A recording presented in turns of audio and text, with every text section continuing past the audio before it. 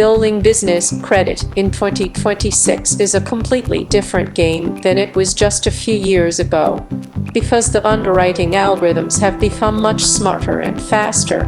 If you want to go from $0 to $100,000 in business credit limits, you need a precise roadmap that follows the current rules of the financial system. First, you must understand that business credit is entirely separate from your personal credit, although having a good personal score will act as a massive catalyst to speed up the process. To start from scratch, you must establish a legitimate business entity, which means you need to register or a corporation in your state and obtain an employer identification number from the IRS. Do not try to use a personal phone number or a generic Gmail address for your business, because the automated systems used by lenders like Chase and American Express will instantly flag your application as high risk. You need a professional business website and a dedicated business phone number listed in the 411 directory to show that you are a serious operator. Once your foundation is solid, you need to register with the major business credit bureaus, which are Dun & Bradstreet and Experian Business and Equifax Business. Your next step is to obtain a DUNS number, which is a unique 9-digit identifier that allows lenders to track your payment history. The fastest way to start seeing results is by opening Net30 accounts with vendors that report to these bureaus. Companies like Hewlett & Quill and Grainger are classic starting points, because they often grant small lines of credit to new businesses without a personal guarantee. You should buy small items you actually need for your office and pay the invoices immediately, because wait until the due date is a mistake if you want to boost your score quickly. Paying 5 to 10 days early sends a signal to the bureaus that your business is extremely liquid and reliable. After you have 3 to 5 vendor lines reporting, you will likely see a PAYDEX score generated, which is the business version of a FICO score. In 2026, fintech banks like Mercury and Roe and Relay have become essential because they offer dedicated business checking accounts that integrate directly with credit building tools. You should keep at least a few $1,000s in your business checking account at all times, because many modern lenders now use cash flow underwriting, where they look at your average daily balance rather than just your credit score. Once you have some seasoning on your accounts, you can move into Tier 2 credit, which includes store cards like Office Depot or Amazon Business, or even fuel cards if your business involves driving. These cards usually offer higher limits ranging from $5,000 to $10,000, and they help bridge the gap toward the major bank cards. The real goal is to get into high-limit unsecured business cards like the Chase Ink Business Preferred or the American Express Business Gold and Platinum cards. To get these in 2026, you generally need a personal credit score of at least 700, because these banks still want to see that you are personally responsible before they hand over $50,000 limits.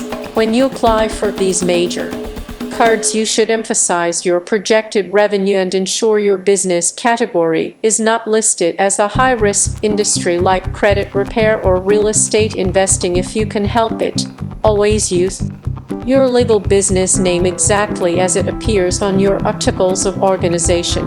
Another secret to hitting that $100,000 mark fast is to apply for multiple cards from different banks within a short window of time, so that the inquiries don't immediately impact your ability to get the next card.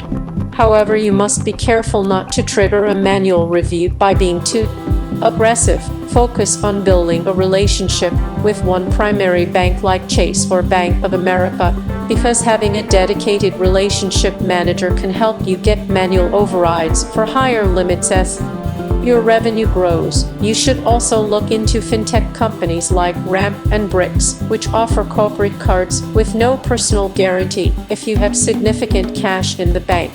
These companies often provide much higher limits than traditional banks because they analyze your real-time banking data instead of just your credit report.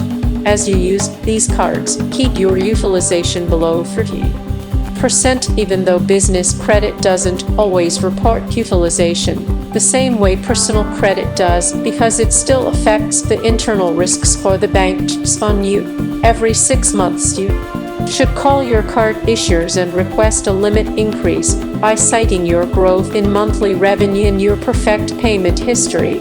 If you follow this sequence of building a strong foundation and using net 30 accounts, and then moving into fintech and major bank cards, you can easily reach 6 figures in total credit limits within 12 months. Remember that business credit is a tool for leverage, so you should only use these high limits to invest in assets or inventory that will generate more income for your company. Stay consistent with your documentation and keep your business and personal finances completely separate to avoid any issues with the bureaus or the banks. 2026 is the year of automated lending, so the more data points you can provide to the bureaus, the faster your limits will climb. Because the entire financial landscape has shifted toward real-time data and artificial intelligence underwriting, the goal of reaching $100,000 in credit limits starting from zero is more achievable than ever, but it requires a level of precision that most entrepreneurs completely overlook. First and foremost, you must understand that the banks are looking for a business that looks stable on paper before they even glance at your revenue.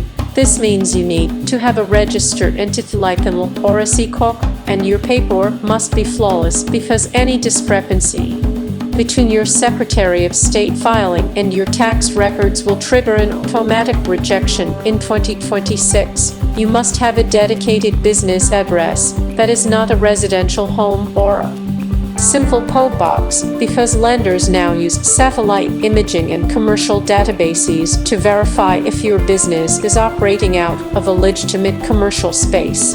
If you are working from home, you should use a professional virtual office service that provides a unique suite number and a physical building presence. Your phone number must be a local business line, and it needs to be registered with national directories like 411, because the algorithms used by Chase and American Express search these databases instantly to verify your legitimacy.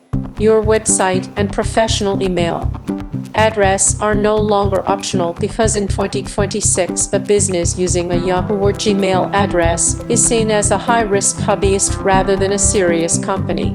Once your corporate identity is established, you need to apply for your IN from the IRS and then immediately open a business checking account.